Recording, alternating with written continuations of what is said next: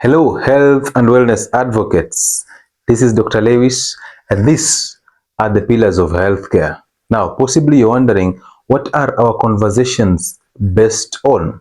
These are basically the things that we follow to make sure that you maintain a healthy life or reverse a condition that you're actually going through.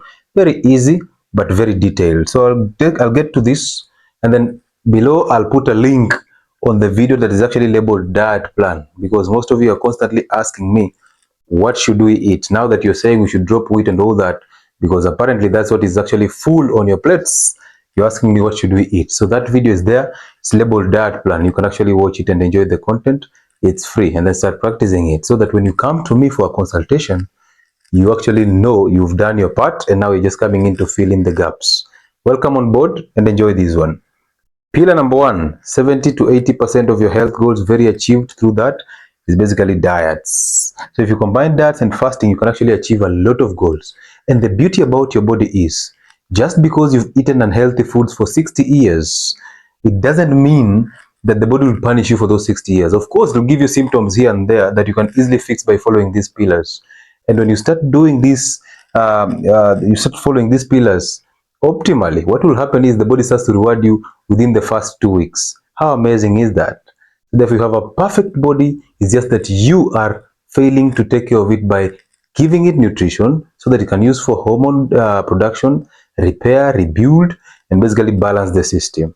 So look at it this way. On diets, we will normally talk about what you should eat, what you should avoid, and then we go to when you should eat when we'll be talking about fasting. Okay, so let's start with the diets. Definitely, I've told you to avoid some types of food, basically the inflammatory foods. So the three have to go. Basically, not even the three. There's a lot of foods that you should avoid, and this basically is what covers your plate all the time. Sugar has to go, wheat has to go, and we've explained these videos in individual videos on this platform. So you can easily search just sugar, health and wellness sport, and you'll find a video on sugar. You can search wheat, health and wellness sport, and you'll find wheat and all that. The seed oils that you people use. Now the industries are very clever. They will now change their seed oils from liquid to solid by hydrogenating them. They're still the same thing. So whether you're using a solid one or a liquid one, you're using the same. Those that you call vegetable oils, there is no vegetable in it. I would like you to tell me your favorite seed oil, which vegetable is actually there, is actually present in it, and which vegetable is used to extract that seed oil that you're actually using to make your chapatis. So these have to go. But when you talk about sugars, we are basically talking about the carbohydrates, okay, and wheat is part of that. So sugars, we have the simple and the complex carbohydrates. Again, I've done a video about that, but look at it this way. The simple carbohydrates are very addictive. They spike blood sugars and they cause you problems. And they give you the addiction, basically insulin resistance. Now you are sending to cravings to eat more carbohydrates. So we have the wheat, of course. Part of that, we have ugali and rice. By the way, did you know ugali and rice are one of the are part of the most useless starches that you people eat? Ugali and rice are super inflammatory to your gut and the liver. They have no nutritional benefit. Some of you will tell me, oh, what about the brown ugali? And I'll tell you this for free. Apart from the fiber, what is the end result of absorption of that brown ugali? Do you think your body knows colors? Do you? Do you think your body knows you ate millet? It knows you brought in the fiber. Well done. The fiber will be consumed by gut microorganisms because we are unable to digest the fiber. So they will use it and then they'll help us or aid us in digestion. But if you end up overfeeding the gut microorganisms, you'll be punished by a constipation.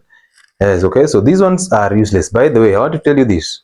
There is no deficiency condition for carbohydrates. So stop making all this justification to just eat unhealthy foods. At least you can shift from wheat, ugali, and rice and head straight to the complex carbohydrates, which are basically sugars also, but they have the fiber that holds back to the sugars a little bit so that you get a gradual flow of glucose in your bloodstream. So the sweet potatoes, the butternuts, the pumpkins, the arrowroots, the green bananas, and the beans can actually serve in as good carbohydrate sources in terms of the complex carbohydrates to replace ugali, wheat, and rice.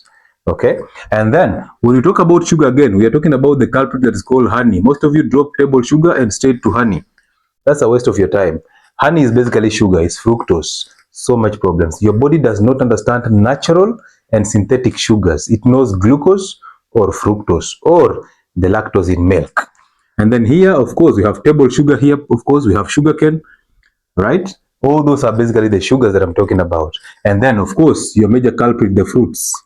One of the reasons why people eat fruits is because they are addicted to fructose without even knowing. They are in denial. If I remove vitamins from that fruit, nobody will eat that fruit. But if I remove the sugar, all of you will not eat any fruit.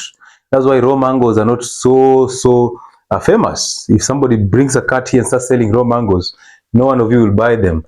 We used to eat mangoes and salt when we were growing up, and it was very awesome. Mangoes and all those watermelons that you're eating right now, their seeds cannot even regrow. Okay, some of them don't even have seeds. Like you've seen the limao, there are oranges that don't even have seeds. They cannot regrow. They don't even have fiber. They are rich in sugars. They are very low in vitamins because of modification. They just want you to be sick, weak, and depressed so that you go back to the same system. So avoid the fruits. They are non-essential totally. And there's no vitamin that is not present in vegetables. So prefer vegetables over the fruits, okay? Except avocados. So you can enjoy your avocados in every meal, okay? And then the wheat products. Wheat comes in very different forms, and I think that's the reason why most of you eat wheat without even knowing. Spaghetti is wheat, pizza is wheat, mandazi, bread, the chapatis, all that is wheat, plus the cakes that you people eat on birthdays. That is wheat.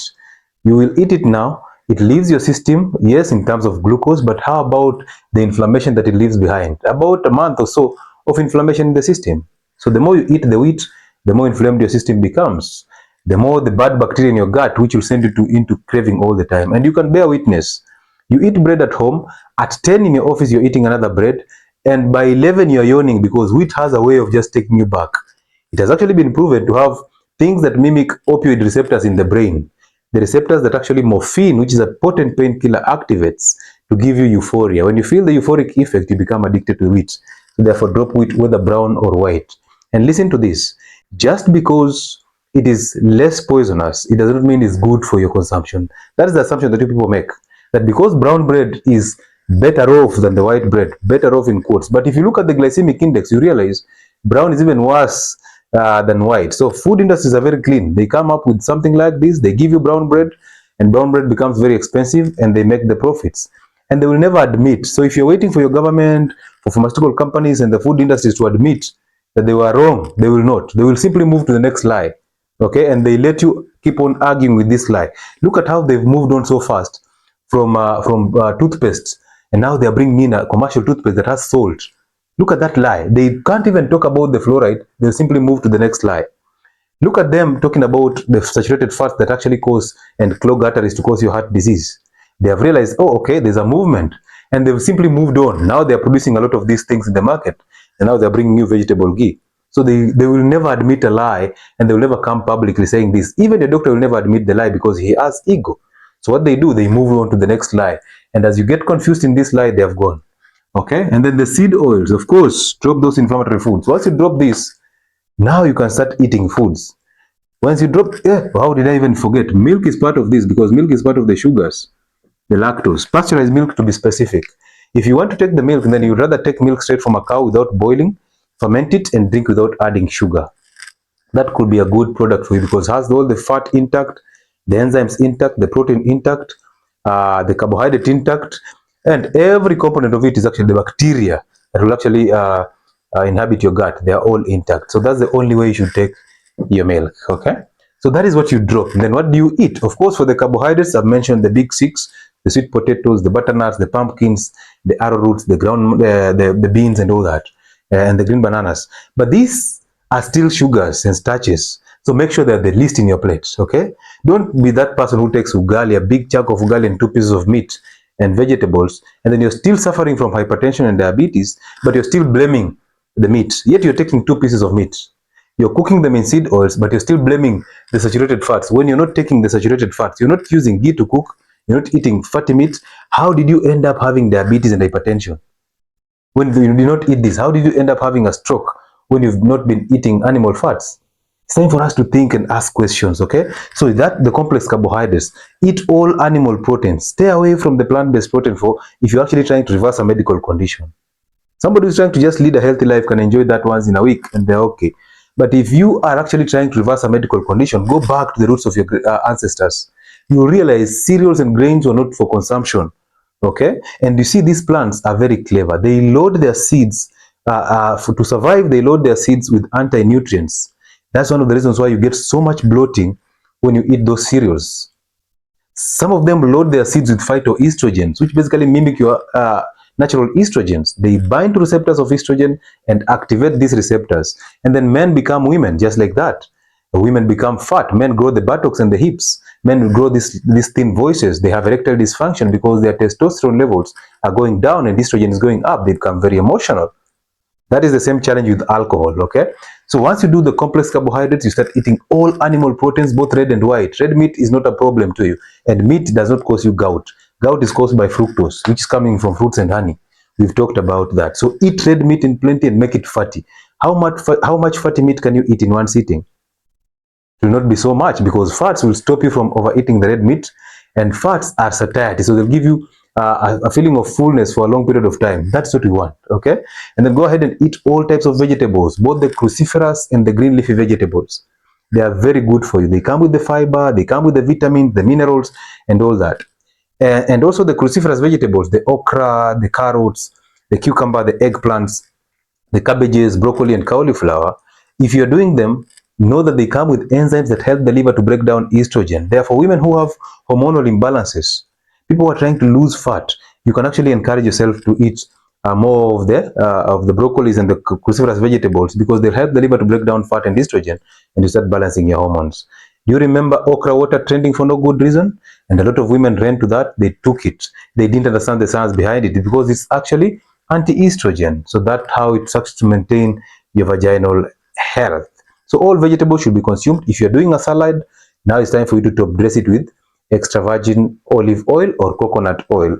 Remember, as you're dropping the seed oils, replace them with the saturated animal fats, ghee, tallow, coconut oil, lard, sweat. These animal fats, all of them are super for consumption and for cooking, both deep frying and shallow frying. There's a video we talked about comparing the saturated fats and the unsaturated fats. You can watch that video and you will see the difference between the seed oils and the animal fats, okay? And then the nuts, you can do nuts. So you can do almonds, you can do peanuts, you can do cashew nuts, macadamia nuts. However, you know, it's very difficult to control the consumption of nuts. Basically, you will end up eating all the bowl until it's done. That's when you realize, oh, I have done too much of the nuts, okay? Then they start causing you the bloating and all that. So therefore, a handful of nuts before a meal, that will make sense. Not after a meal, because after a meal, you'll end up overeating. Do it before a meal, just a handful, and see the changes. That is basically your diet.